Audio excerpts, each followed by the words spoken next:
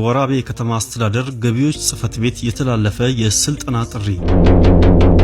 የወራቤ ከተማ አስተዳደር ገቢዎች ጽፈት ቤት ከማዕከላዊ ኢትዮጵያ ክልል ገቢዎች ቢሮ በመተባበር ለወራቤ ከተማ ውስጥ ለሚገኙ የደረጃ ሀሌታ ሀ ግብር ከፋዮች አዲስ በተሻሻለው የፌዴራል የገቢ ግብር አዋጅ ቁጥር 1395/2017 ላይ የግንዛቤ ማስጨበጫ ስልጠና ለመስጠት ዝግጅቱን አጠናቋል።